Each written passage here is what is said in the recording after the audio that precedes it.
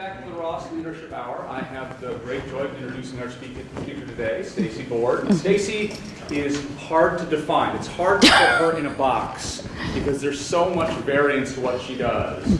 And so she is, among other things, a founder. She founded ShadowBox Live 30 years ago. Yes. Which is remarkable.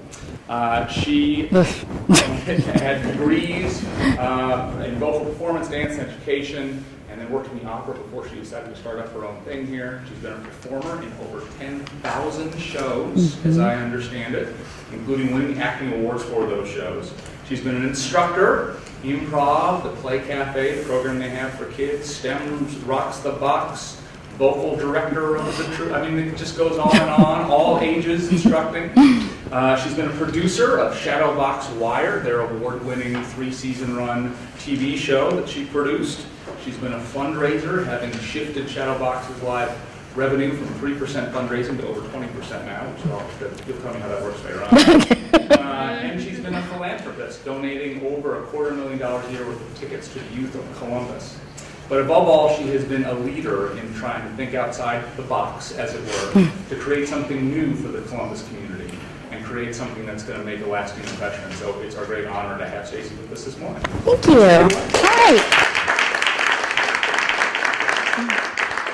Good morning, everybody. Thank you so much for joining me this morning. So I titled this discussion Leading Artfully. And I have to be honest, it sounds a little bit more eloquent, I think, than the actual act itself. So when I was first approached by Brian and Debbie about doing this, I kind of took a pause, and I'm like, oh God, I don't know what I might have to offer that's different from everybody else. But then upon further reflection, I was like, well, certainly stepping into the main leadership position in a crisis situation, I think is something different that you might not have heard of. And clearly my artistic background and how that has helped me in this particular role, I think is a little bit different.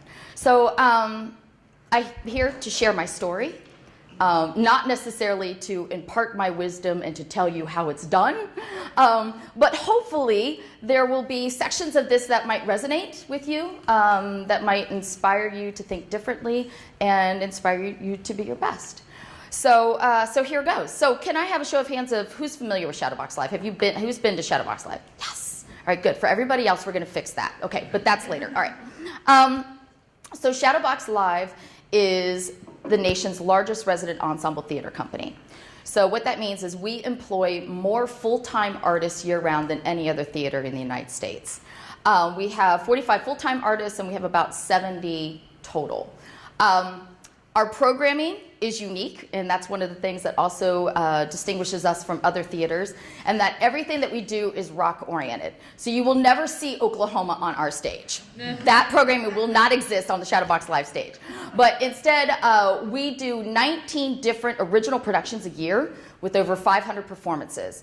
And this programming is a very wide span. So we do sketch comedy and rock and roll, very much like a Saturday Night Live. With the music playing a bigger portion. We do rockumentaries, which are like Bowie and Prince. We just did a beautiful tribute to them just not too long ago, where we also give a little insight as to the artists and what was going on during that time. We also do dance theater productions, where our choreographer will take a concept or a novel and bring it to life on stage with, again, rock music being the music bed. And we do a lot of genre-bending artistic collaborations with the museum. We did one with Osaka, Japan, Kindai University, where we did this. We took a Japanese folklore and made a rock and roll kabuki musical. Sounds as weird as it was, and we sold that thing out for 3 weeks straight. So yeah, there's no convention with us. We're constantly like, what are we inspired to do? And that kind of leads us to our programming. The other thing that differentiates us is the fact that we are artist operated. So all of us that have administrative titles are also performers. And I'll talk more about how I think that influences us with our administrative decisions. But again, that's very unlikely. That's not typical for what arts organizations have. Additionally, like John said, that we use our art to impact our community. So we do a lot of really interesting arts education programs using STEM to teach the arts, which I didn't actually realize that's what I did until I hooked up with a whole bunch of academic and educators, and they gave me verbiage that said I use a multidisciplinary approach to my teaching. I just knew it worked. So we do a lot of that, and we also we donate a lot of tickets back to the community. We actually donated to 600 organizations last year so that they could use their tickets to raise funds for their cause, which we're really super excited about that we're able to give back in that way.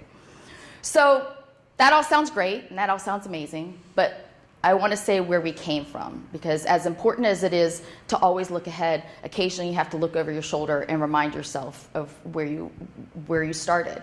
And we came from nothing. I mean, I don't think you can truly understand how little we had. I want to make sure I clarify, I wouldn't necessarily say I founded ShadowBox Live. Steve Geyer and his partner at the time, Rebecca Gentile, did that, but I came on the scene right away. And I came on the scene because I heard about this rocker wannabe who was writing this rock opera that needed a backup singer. And I was pursuing a musical degree, a vocal performance degree, actually in opera.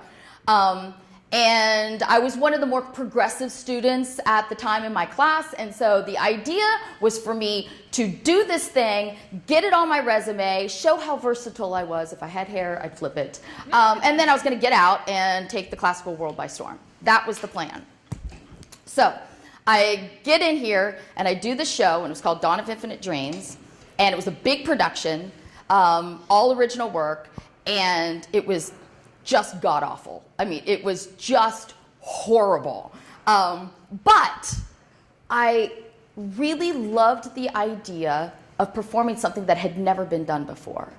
I mean, when you're studying opera, you know, this is music that's been around for 100 years, you know, and to do this thing where I could create it, I could say, this is how this character sings this, was just like mind blown. And I thought, okay, this is way more my style. Because never in high school did I have this aspiration of, oh my God, if only I could be an opera singer. Like, that was not on the radar. All I knew was that I wanted to sing and perform. And the idea of starting a rock band, I didn't even know how you would do that. That wasn't just even something that was in my realm of possibility. So, we do the show. We decide, hey, there's something to this. Let's stick it out. Let's keep pushing. Let's see what we can do with this. So we did 2 more revisions, and finally, by the 3rd time, we got it in a decent place where we weren't just getting panned in the reviews. And up to that point, we were like literally going from warehouse to warehouse, offering to clean bakeries so we would have a rehearsal space. I mean, nobody was getting paid. The first 7 years, nobody was getting paid. We were just doing this out of love, and we all had side jobs, and we would get together and we would work on these shows. So that's how the whole thing started. Then eventually we're like, hey, we really need to start a theater. So we reached out to Kyle Katz at the Buggy Works building, which back then it doesn't look anything like it looks now. It was by the penitentiary, it was, you know, desolate, nobody was there, and it was really cheap and we could afford it. And we could afford it because we were gonna do all the work to make it habitable for us. So we gutted it out in the dead of winter. There were probably like 10 of us at that point. And we create this theater space. And this is how just pristine it was. So it was an open space, and our stage was a square box that we painted on the floor. So off stage, on stage, that was it. Our lights were clamp lights with home dimmers, and we had a boom box for our sound system. Recipe for success, right? So we started out just doing normal plays, and then one time we were sitting around, and this is Steve, who was a landscaper, wannabe art rock star, a model, an accountant, me, who was an opera singer, and a paralegal, sitting around the office, and we're like, you know what, Saturday Night Live just really isn't that funny anymore. Like, they really, I don't know what's going on with them, they've kind of lost their touch, you know, and we're like, we could totally write a sketch comedy rock and roll show. We could totally do that. So we challenged ourselves to write a show in 10 days. We have no experience whatsoever. other than we were always playing with characters. Like I was always, in high school, the big goofball, the big, just willing to really dress up for nerd day like nobody else would dress up for nerd day. That was me. So we decided we were going to write the show, and we gave ourselves 10 days to do it, and we did it, and it was a huge success. And we're like, wow, okay. These other rock operas that were spending so much time weren't really doing much for us. So all of a sudden we had an opportunity, maybe we could make some money doing this. So we pushed on, and that became one of our art forms. And it was super exciting. From there, we opened 6 theaters. I've been the PR person. I was the youngest person of everybody by about 10 to 12 years at that point. I was PR person. I did corporate marketing. I did sponsorships. I did every job description there possibly could be at ShadowBox Live. I did at some point. Because what I was known for was I would kind of create the department and figure it out, and I was fascinated by it. I was fascinated by that whole process. And I had no idea what the hell I was doing, like at all. I just had a natural curiosity and a natural grit and tenacity to just figure it out. I remember one time, one of my colleagues, Steve, had asked David to do something, and David didn't know how to do it. And David's like, I don't know how to do that. I've never done that before. And Steve said, if I waited until I knew how to run a theater to start a theater, you wouldn't be standing here right now. So there's a lot of just being willing to try to do it. And I think a lot of it, my ignorance was a blessing in some way. It was a willing to just do it unconventionally and come up with maybe a better way. Not to say I didn't do any research. It wasn't completely blind, but it was pretty blind. I have to admit, it was pretty blind how we did that. So through that, we opened 6 theaters, one of which burned down. We went off Broadway. We've done an Emmy award-winning TV show, a series for 3 seasons. We did a playwright festival where we did unpublished works. We went on tour. We've made CDs. I mean, it's just been a crazy, crazy ride. None of which I would have ever predicted. It was just opportunities presented themselves, and we were able to take advantage of it. So finally, in 2011, we opened the Brewmaster down in the Brewery District, and that's our building right now. If you've not been down there, you have to come check it out. It is a beautiful space. I'm very, very proud of it. But it was a way for all of us to get back together. I ran the Cincinnati operation for 10 years, and Easton was in operation. We closed both of those, came together at the Brewery District, and that's when I say we really hit our stride, because the colleagues, we were all together. We weren't divided anymore. And to lead us up to this point, Steve was definitely the driving force. He was a force to be reckoned with.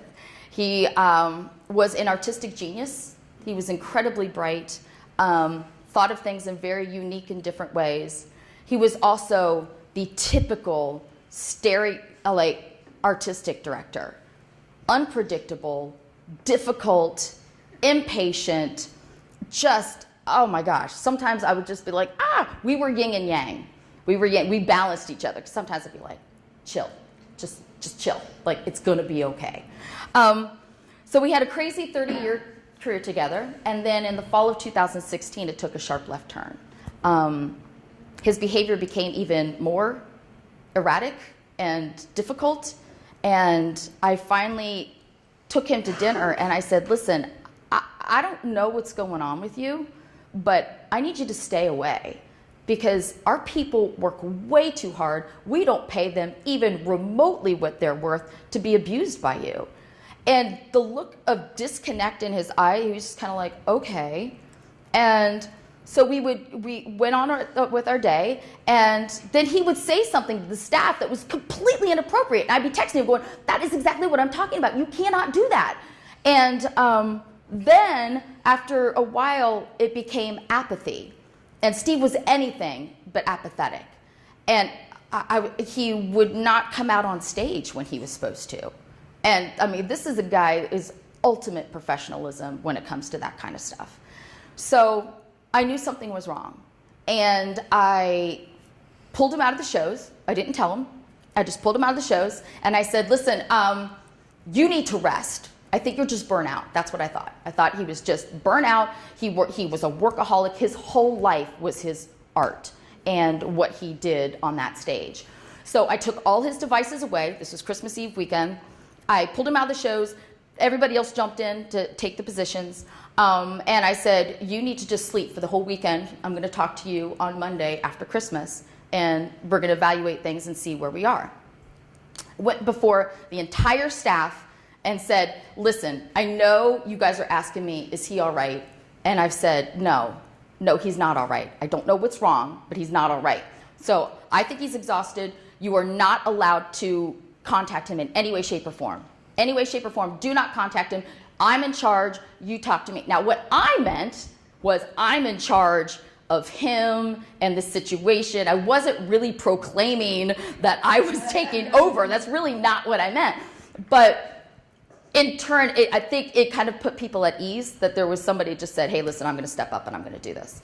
So after Christmas weekend, I talked to his son and things weren't better. And so I said, I'm coming up and getting him and I'm taking him to the doctor. So I got him, put him in the car, and I don't know how to describe it, but I knew what I was dealing with. I knew it. And I could smell the cancer on him. It was like metallic. It was something I will never forget. I took him to the doctor. I'm standing behind him. I'm going, he needs a head scan. He needs a head scan. And so the doctor said, let's get him to the hospital. I took him to the hospital. He collapsed on me. Luckily, I'm really strong. Collapsed on me. I got him in there, and sure enough, they did a scan, and it was a 9-centimeter mass that was in his frontal lobe. Now, anybody else, there is no way they would have functioned to the capacity he was. I mean, he was a rock star to be able to overcome and function even the way that he was. But I remember when they came in and they said that, and I didn't cry. I wasn't upset. I just was like, okay, at least there was an explanation, because I couldn't figure out what was going on. So I'm like, okay, knowledge is power. All right, so now we know what we're dealing with. And I had to go back to the staff, and I pulled my colleagues together, and I said, we're on our own. Now, we had never produced any shows without him at the helm. Now, we had talked about secession constantly. It was the if Steve gets hit by a bus like scenario, you know, but we hadn't implemented anything at this point. So it was a little scary, and we had 2 shows that we had to produce in less than a month, and we had never done it before. So I remember them. I had gone to a couple of the doctor's appointments, and I came back, and they were producing the show, and I was busy kind of caring for him, and Steve's son was right along by my side, thank God. They were just like deer in headlights, like just deer in headlights. There was a problem with one of the scripts. They couldn't quite figure it out. And I remember sitting there and looking them in the eye and saying, listen, your only job is to put joy up on that stage. You're not making Steve's show. Don't sit there and go, what would Steve do? Because sometimes I didn't actually agree with some of his choices. I thought maybe that character should do this instead. And I'm like, so your job is, are you happy with what you see on stage? That's the only thing that we can do. And I said, if you're scared, it's okay. Like, I know you're scared. And if you are scared, just do it anyway. I mean, you know, just do it anyway. And I think, to be honest, like, that was a blessing. It was a blessing that it wasn't, we didn't have time to think about it and strategize or whatever. We were Nike. We just had to do it. You know, like, really, like, there was no choice. The idea of just going, well, guess we're done, like, that wasn't even a possibility. So we had to push through.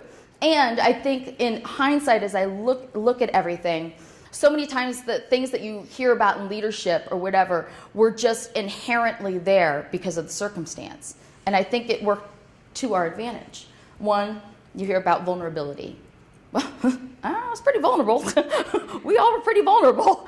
But it wasn't weakness. It was never weakness. There was strength.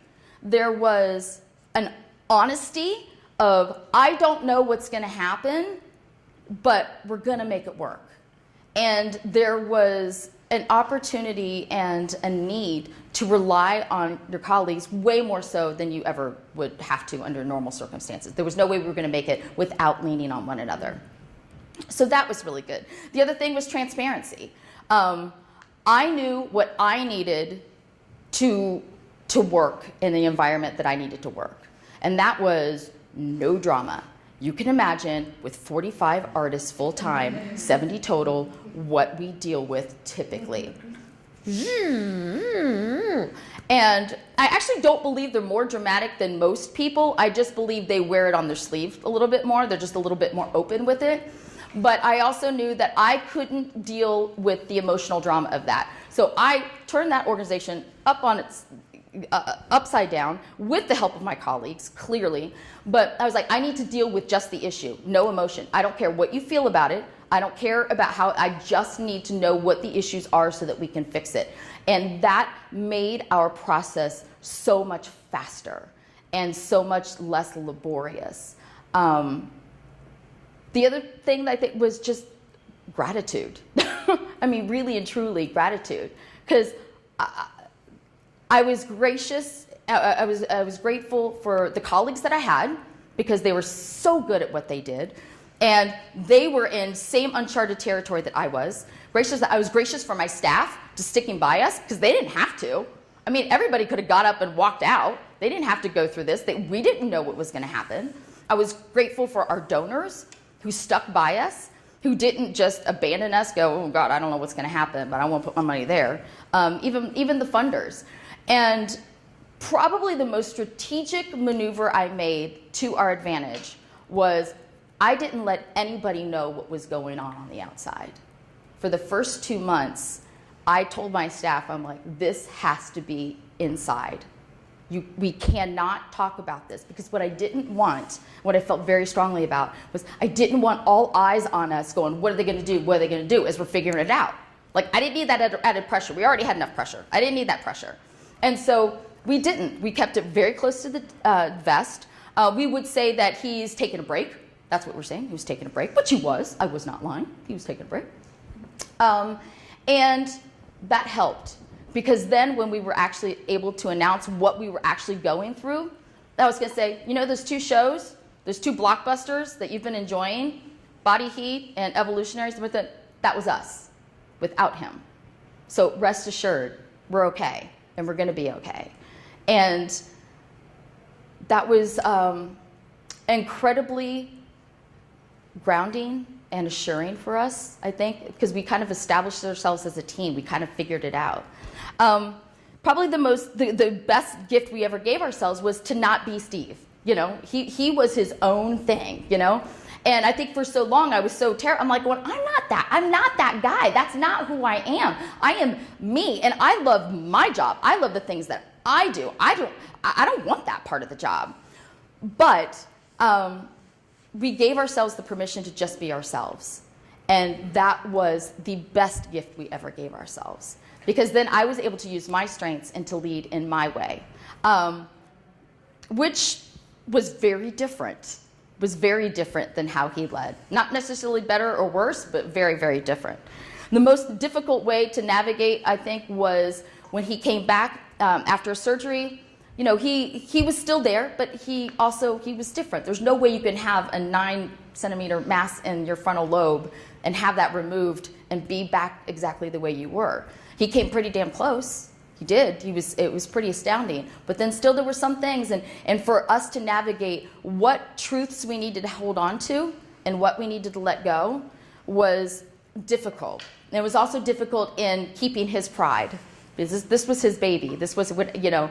And I remember after we produced Body Heat, which got rave reviews and everything, he told the staff, he said, listen, I want to fix your show. The show's not as, it could be better. And I said, well, here's what I think. I think, one, I want to glean as much wisdom from you while I have you here, as much as I possibly can. However, we put together a show. People really, really like it. The staff feels good about it. I can't take that away from them. I'm like, we're going to keep the show as is. If you want to impart your wisdom to Julie as the executive producer, or to Matt as the music director, or whatever, or to me, you can do that. But on a large scale, we're not going into rehearsals. We're not going into rewrites. We're not doing any of that. We're going to keep it as is. And he accepted it. He accepted it. But, you know, that was really hard. And there were a couple times when he would just wander on stage because he thought he'd be playing keys for a show. And I'd be like, oh, no, you're not in the show, because he's not going to be able to, he doesn't have the stamina to do that anymore. So upon reflection, as I'm going through all that, I realized that a lot of the practice of our artistic discipline helped me get through that. Steve passed away on March 29th of this year. I'll be honest, it's still kind of a blur. In a lot of ways, it feels like it was 5 years ago. And another way, it feels like it was just yesterday. It's very strange to have a career with somebody for 30 years and then have them gone. But because I think we were so rooted in who we were and our colleagues, we have 27 people that have been with us for 10 years or more. I mean, and I always joke, and I'm like, it is not the paid vacation and the dental plan. I can tell you that right now.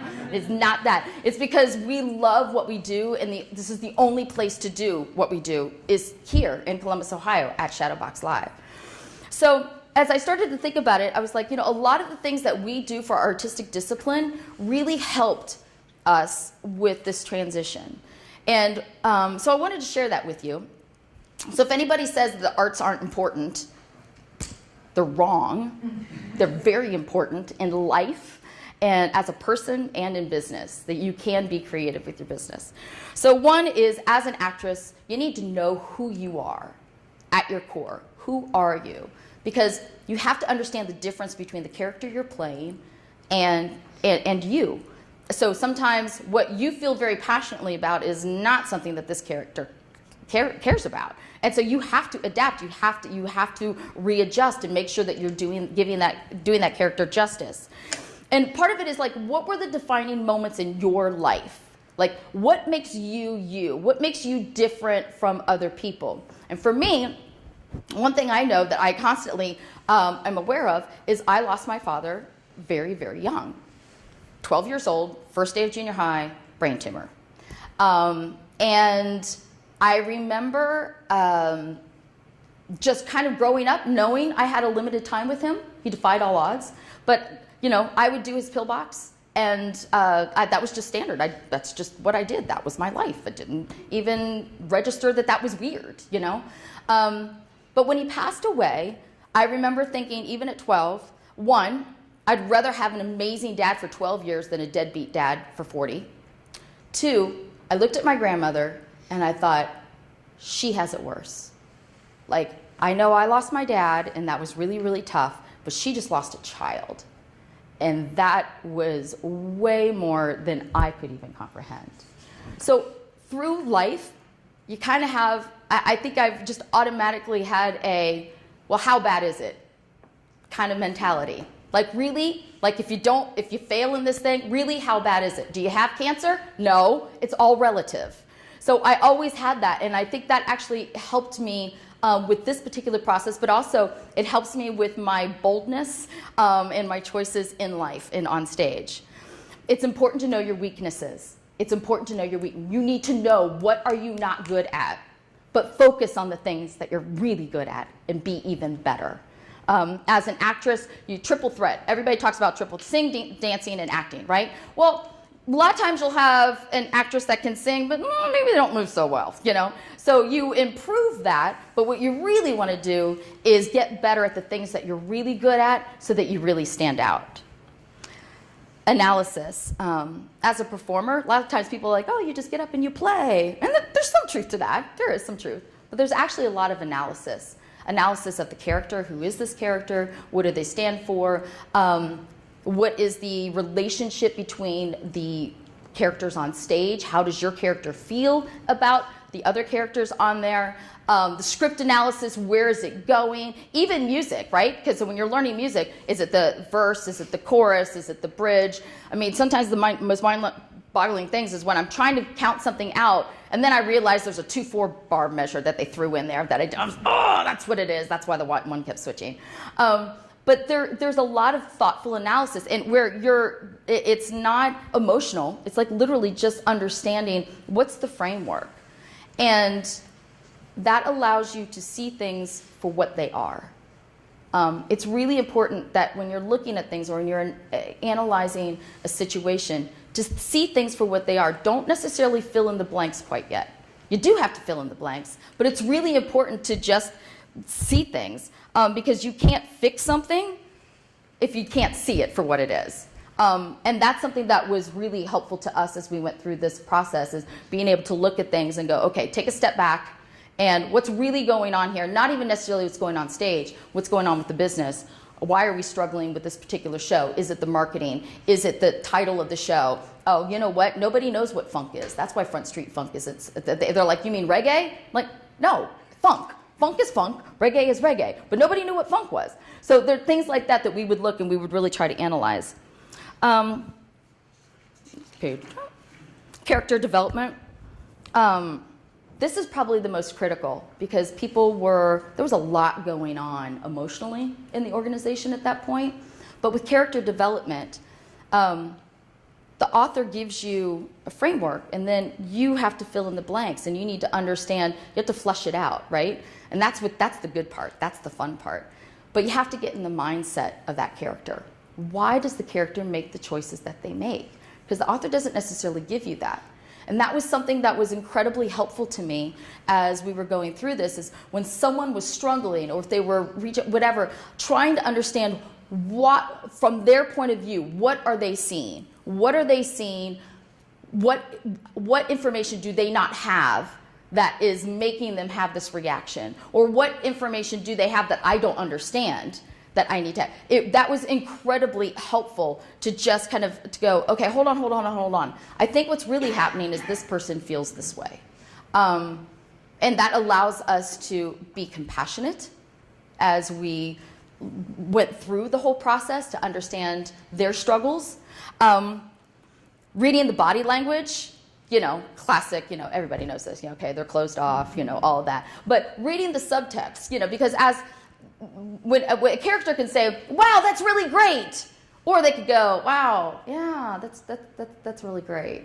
Two completely different meanings, right? So you do that in the script analysis, but you also do it when you're talking with people. You understand, don't just take it at face value necessarily. Sometimes you got to dig a little bit deeper to understand what's really going on. And if I've learned anything, it's that people make up their own stories in their head. And I don't mean that negatively, but a lot of times people tell lies honestly. They take this information over here, and they take this information over here, and then they just fill it in themselves. And it's not necessarily the truth, but they don't know that. Sometimes it's and it's not out of being malicious or anything like that. It's really not. Sometimes it's out of self-preservation. A classic one would be if you call somebody and they don't call you immediately back, and then in your mind you're going, oh, that person doesn't like me, they don't want to talk to me, they don't want to do all or they don't think I'm doing a good job, they don't want to give me the promotion. That's what's really happening. When that's not what's happening at all. They were just stuck in a meeting for 4 hours and couldn't get to their phone.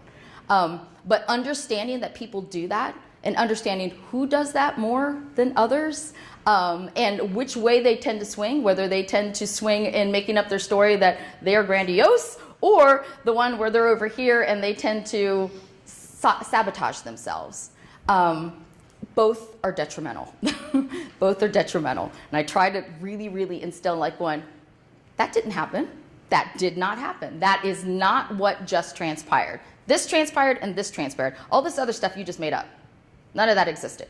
So let's take that away. A lot of it, I'm always saying, get off my emotional radar. Don't attach emotion to the reality. Because a lot of times people allow their emotions to define the reality. And it just simply doesn't exist. That's not, if you want to be all upset about that, okay, but go do that over there. And when you get it out of your system, come back and we'll talk, and then we'll actually talk about something that's real. And with this, I think one learns how to word things, You don't sit there and go, you need to do this, you need to do this. It's a, hey, this is what I'm observing, or this is what I think happened, or this is what I understand to be true. So it definitely shifts people so that people can hear you. You know, the most important thing I feel, anyone that is in a leadership position, is to make sure that your message is heard. And people hear in different ways. It's the language of the listener. I always say, all I need to know about somebody is give me 30 minutes with them in a voice class. Let me just get 30 minutes and teach them vocals, and let me meet their parents. If I do those two things, I know this person. Because you get so much, like when you meet their parents, I don't know, if you meet their parents, you're like, oh, now I get it. Okay, all right, yeah. And from and like with the language of the listener, when I'm in a vocal class with somebody, you learn so much. Are they terrified? Like there's some people that they won't even let you finish. They're like, you're trying to say something, and they go, oh yeah, I got it. And they just start singing, like, whoa, whoa, whoa, whoa, whoa. I hadn't even finished my statement yet. And then you have other people that just sit there scared to death. Like, I'm like, okay, try it. Okay, all right, you know, do something, go, do something. But a lot of it is just learning the language of the listener on how can they hear you? How can they hear you? And I truly believe that the onus is on you to figure it out. It's not, well, that person just won't listen. Well, that might be, but perhaps you're not speaking their language. And you gotta kind of just play around a little bit more to figure it out. And the other aspect of that is like, what happens when you're playing a role that's outside of your experience? Like how am I supposed to play a lawyer? Like, I never went to law school. I don't know anything about any of that. But I know that what I need to do is to do research. So you watch a movie that has you read a book, you do an interview, or you watch an interview with somebody. Like you watch, you steal, you sit there and go, oh, okay, I understand what that is. And I would say probably one of the most important things to do is, as you go through life as a leader, be an engaged observer. Be an engaged observer. Understand what's going on around you. For me, as an actress, I mean, I meet some crazy lady in a checkout counter, and I'm like, what an amazing character. Like, I'm going to totally store that away here, and I'm going to that is going to be on stage, you know? And I go and I tell my colleagues, I'm like, oh my God, this crazy lady, holy crap, like, you would not believe this woman. And she's just talking nonstop. And we laugh, and sometimes, you know, that's what happens. Even my kids, like, I will steal, like, if we did a kid sketch, I mean, Gibson has been on stage in my, you know, I represented him on stage because when he was little, he was so anxious and he would constantly just do this, you know? And so I would use that. But you watch people intently, understand, like, you know, for me as an actress, it's about stealing, you know? But even as an administrator, it's about stealing. I have amazing mentors. I'm incredibly blessed to have the friends that I have within this community and to watch them, how they handle themselves, or in difficult situations, or to be able to talk to them. And then you go, okay, you have a greater, I might not understand this at a base level, but I understand it only to the degree that I can, and I'm going to try to emulate that. And it works, because there's something to be said for fake it till you make it. You know? It's like sometimes when people are upset and we've got a show to go, I'm like, come on, fake it till you make it, baby, put a smile on your face, let's go, let's go. No time right now. No time. We'll deal with this later. Gotta go, gotta go, gotta go. But when you're trying to be a rock star, it's not like, you know, you're born like, yes, I'm a rock star. And so when you're trying to teach people how to like give a presentation on stage with the microphone, and I'm like, yeah, you gotta like bring the microphone back, and you know, and just gotta give a show. There's no way to do that other than to watch people do it. Watch people do it, and then just try it. Emulate it. And then pretty soon you start coming up with your own stuff. I remember when I was trying to untrain my voice from opera to rock, the most painful year and a half of my life, because I sounded like an opera singer, but in my heart I was a rock star. And I could not sound it to save my life. It was awful. I just had this huge vibrato like an opera singer, you know? And I remember I would spend hours imitating Joni Mitchell, Aretha Franklin, Ann Wilson, these singers. I would emulate so that I would do the best version that I possibly could. I wasn't going to sound like Aretha Franklin, but I was going to be the closest I could possibly be to being Aretha Franklin. And then, by doing all of that, I found my own voice. I found my own voice, and then I became me. But there's a lot to be said for that, is to be an engaged observer, use the research, whatever's going on around you, take that in, give it your best version of yourself, and you'll make it your own, which is incredibly helpful for me on that. The other thing is making bold choices. For sketch comedy and rock and roll, it is bold choices. You cannot be fearful on stage. You have to make a character choice, you have to be big, and you have to go 100% commitment 100% of the time. I'm like, go big, go home. Go big, go home. You gotta have, the last person in that theater needs to be able to hear you. They need to see you at a glance, understand what character you are. Sketch comedy, you got 3 minutes. 3 minutes to tell a story. And so with that, you have to be so clear in who you are as that character, whether it's a physical embodiment, your relationship with the other people on stage, so that at a moment's glance they go, okay, I know who that is. I know, okay, I got that. I understand who that character is. Oh, that's really funny. But it's so important, and that's why, a lot of Jim Carrey, Robin Williams, Jamie Foxx, these amazing sketch artists are fantastic dramatic artists, because they make bold choices, and then they don't shy away from them.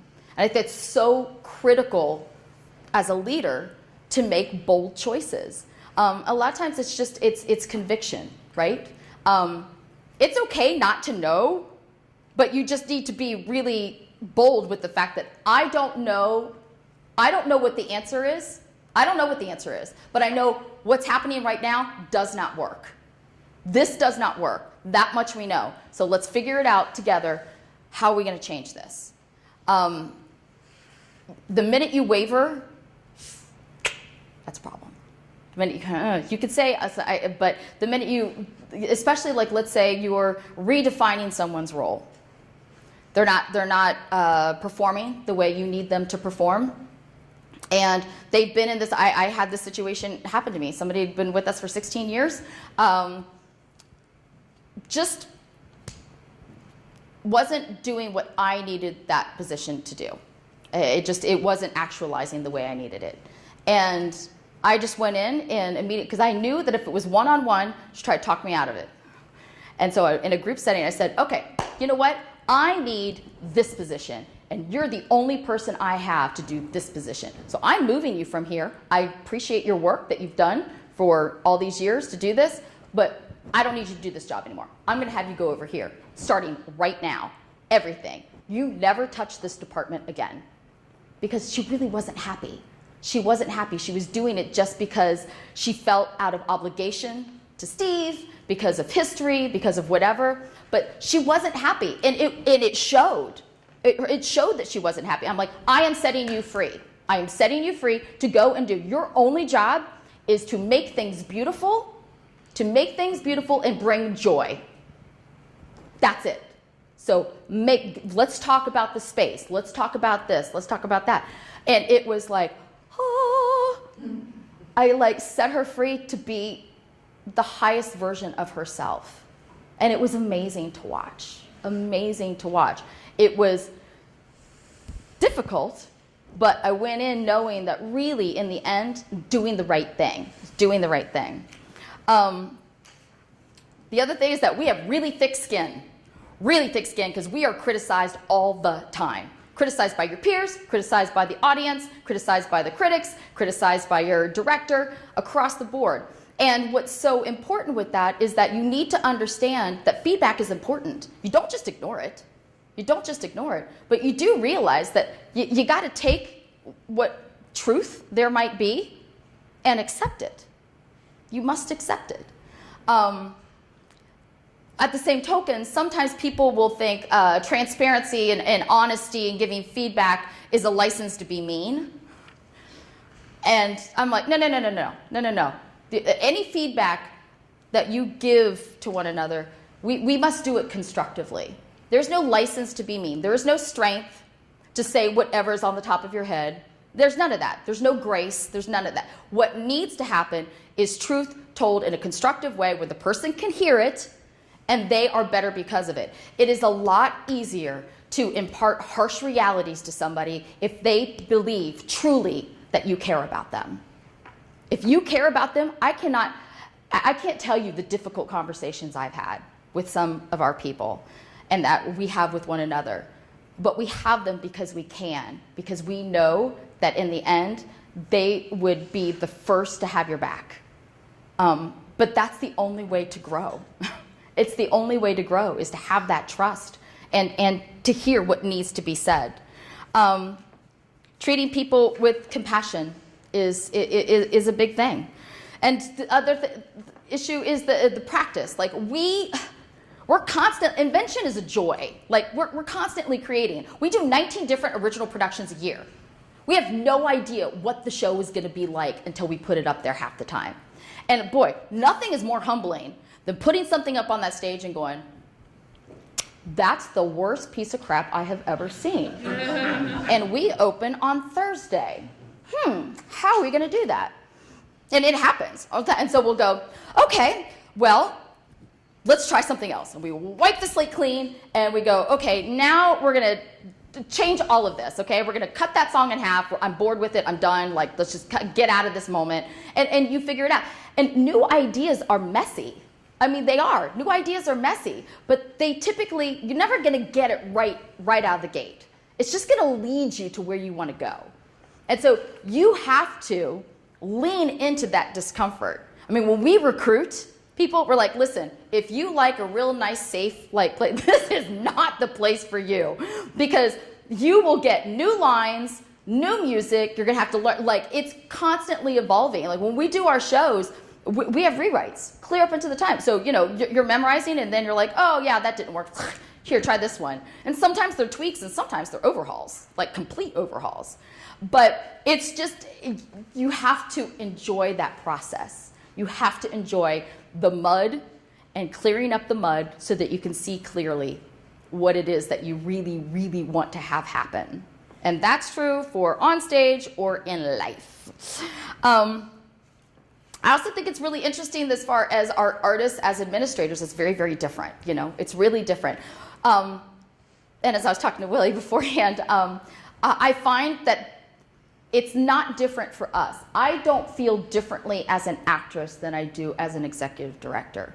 I feel the creativity is there no matter what. All of that, the sense of play, the sense of commitment, all of that. I learned so much from doing both. And I honestly believe Julie, who is our marketing director, who happens to be the executive producer, it's no wonder she's doing a great job. She knows what's gonna sell a ticket. She's the marketing director. So she's putting something up there that she really likes, that she's hoping that everybody else will like it too. Same with Katie, our COO. She's our choreographer. She has an amazing, amazing ability for space. I'm sure it's because she's a choreographer, but she's like, I don't think this room is utilized to its fullest. Let's put this over here and put that over there and let's clear this out. And it's like the functionality of our space has increased 20-fold because of her ability to see what's possible. And again, I think it's because of her dance background. Same with Jimmy Mack. Jimmy Mack's our writer. Well, he's also one of our star comics. And so his sense of understanding of what it takes on stage, he's able to write to that. And I think that helps us. It doesn't distract us. Sometimes, I feel like people are like, oh, it's too much. And sometimes it is too much. But what I've really tried to do within this last year and a half is to take the bane of existence, because so much of what we had to do, we just had to do because we had to do it. There was no other choice. But to take this bane of your existence and give it to this person over here because it's their golden opportunity. They want to do that job. You hate it, they love it. So let's put it over here and take a chance and see if we can't make something really, really wonderful happen. And of course, the imagination. Theater is magical. You can create whatever you want. You're only confined by what's in your mind. So being able to think of that way, dream the impossible. Dream the impossible. Think outside your own experiences. And that's very true for us even administratively. Like, what would it be like if we had this much? What would it be like if we took shows over here? What could that look like? So the ability to just think outside and then the tenacity to just go for it, I think is a beautiful, beautiful thing. And lastly, of course, show must go on. Show must go on. You know, don't ever stop. Don't ever stop. You can change direction. Something's not working, for God's sakes, don't just keep doing something that's not working. Change it. Switch directions. But never stop. There's always something to learn. There's always that. And at every corner, I have been so incredibly blessed to have the career that I've had. But it's been crazy. It's a crazy career. But I wouldn't change it for anything. So I guess, you know, what I would say to you is that live your life fearlessly, live it passionately, live it compassionately, share your joy, make joy, and do it artfully. So that's what I got. There you go. So any questions? Yes. So lots of times in history, you know, a leader or position of authority, something's happened to them, and then somebody has stepped up, whether they had the authority or not. So it sounded to me like there was a void, nobody was filling it, and you stepped into it before you realized you were really a leader. Well, I think, you know, it's not quite that. So Steve and I were definitely yin and yang. You know, so I definitely established myself as the leader of the education programs, as the leader of all that. I think the real question was, what role was Katie going to play versus I play? You know, and when we sat down and looked at, I mean, I established myself as the, you know, I'm in charge. But when Katie and I actually looked at it, it clearly outlined all of my strengths, all the things that I did were the executive director, and everything that she did was the COO. So it actually made it really easy. Thankfully. And I also think that I tended to already kind of have that position in some respects alongside Steve. We represented things differently. But we really did divide up his job in 4 different sections. You know, me as the executive director, Katie as the COO, Thomas the CFO, and Julie as executive producer. And we just kind of added that more onto our plates because we didn't have anything else going on. So, you know, yeah. But I'll tell you, I never wanted the job. I never wanted this job, ever. Steve actually asked me about, I don't know if he was sensing something, was it right? I don't know. He had asked me if I would, he said, I think you should take over the executive directorship. And I was like, yeah, I literally was like, yeah, I don't want to do that. Yeah, that's okay. I like what I do. I like my thing. I don't want to do that. But I love the job.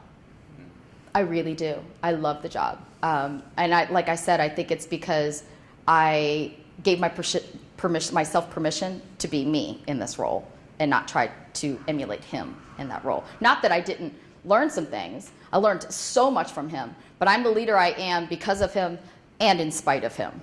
There were a lot, make no mistake. Yeah. You say you didn't want the job, now you say you love the job. How long was the gap in there before you made the transition from I don't want to do this to this is the greatest job in the world? You know, it wasn't that long. I think it really wasn't. It wasn't that long. I think the minute I realized that I was able to make significant change for the better, that I was, and me with my colleagues, because I couldn't do anything that I've done without my colleagues. I mean, they truly made it all possible. But the fact that we were able to make such radical changes, I mean, I did not tiptoe into this position. I mean, I went, you know what? Whoosh, wipe the slate clean. I don't like that. I don't like that. I don't want to do that anymore. This is ridiculous. We're too fractured. We got to, I mean, we just really, we dove in. With him still there. And it was a little, I was like, oh God, is he going to be okay? Part of me didn't really matter if he was going to be okay or not because I was going to do it, but I had his blessing. I know he didn't always agree with everything that I was doing, but I still think it's the right thing to do. It wasn't right for him. It was right for us. But yeah, it didn't take very long. I think because I really enjoyed the dynamic of that position with my colleagues. And then I became inspired. And that's what, I mean, for me, like, once I get a vision and clarity, oh, I'm there. I'm so there. You know, I don't really, like, if somebody wants me to do something and I'm not feeling it, and like, to my core, I just kind of go, I don't know. I don't really move. I just kind of stay where I am, like, yeah, I'm not feeling that. But then the minute the light switches, I go for it. Yeah. I have a question. So I think what you didn't say is you are a nonprofit. Yes, we are a nonprofit. Thank you. So I think that's kind of with that understanding of you are there just for the performance and to do that. So I just wanted to make that point. The other one is, so I'll give you just the softball question. Sure. What's your favorite show or favorite character or favorite character you've done? Oh my God. Because I've seen you many different I have roles. so many. I have so many. I love the challenge of playing Princess Tomihime in Tenshu because of the cultural celebration of the Japanese culture, which was very like, I'm like, oh my God, I could not mess this up. I'm going to offend so many people.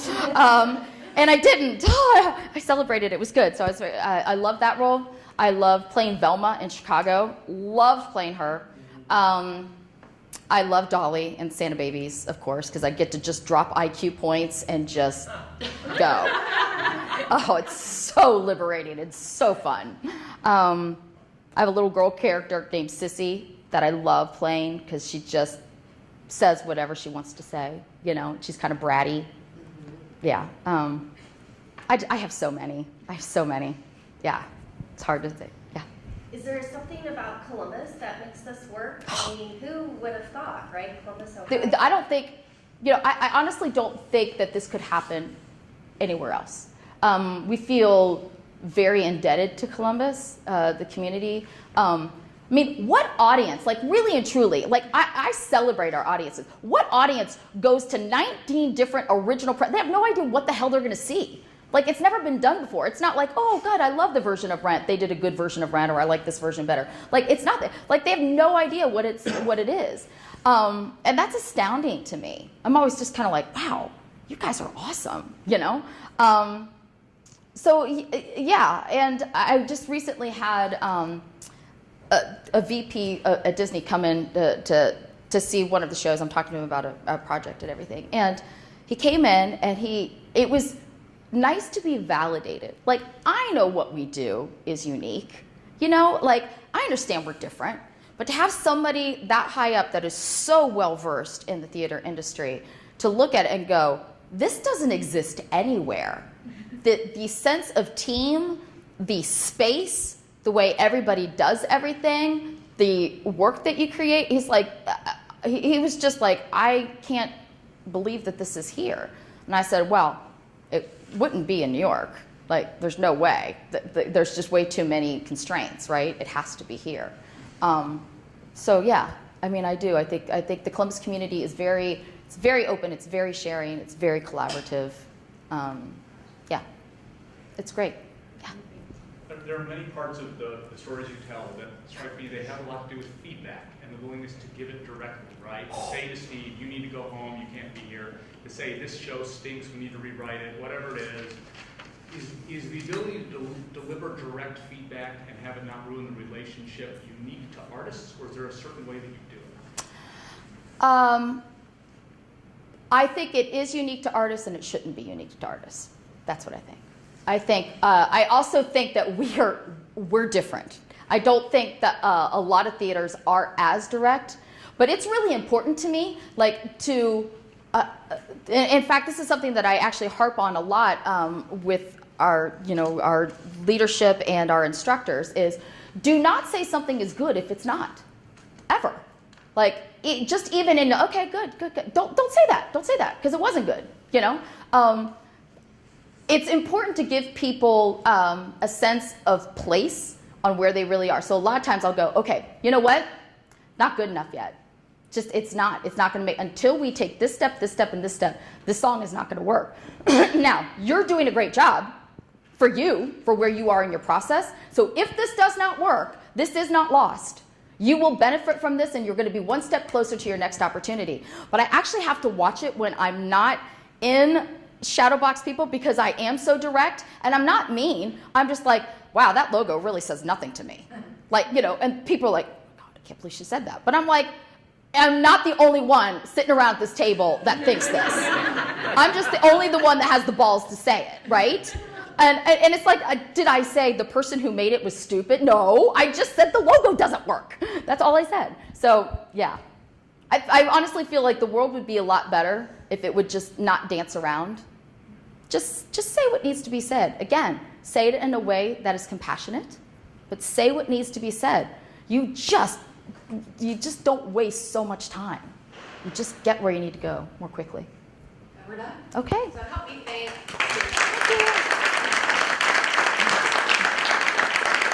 She drove up from Cincinnati this morning Yes. to do this, so Yes. doubly thank you. Brian, thank you for asking me to have her here. I think that is awesome. That's a leap of faith. I did have a lot of, I'm happy to see students in the audience. Are you getting credit for this? Whatever way you can get it. I'm like, I'm all over it. Totally. Of course. So again, thank you. Yes, thank you so much. for You doing guys that. appreciate I think that. the one thing I think that defines you is just passion. Ah. I look at you and you are passionate because you're passionate about what you do, and I love this. I always say I'm saying the thing that everyone else is thinking. Yeah, I'm right. just the one saying. Yeah, it. yeah. And it's sometimes difficult. It's extremely difficult, and I'm a little blunt and a little brash at times, but it does need to be. I like to think of it as my charm. I'm like, it's part of my charm. Yeah. So I don't think of it as blunt. I just think it's just me being me. But in the political world, it didn't quite work that way. Yeah. I won't be running for office, I can guarantee. Yeah. You say that now. Oh, no, I guarantee I'm not running for office. So anyway, thanks for coming this morning. We are taking December off, and we will be back here January 15th. So we'll see you then. Thank you, everybody. Thank you. Thanks.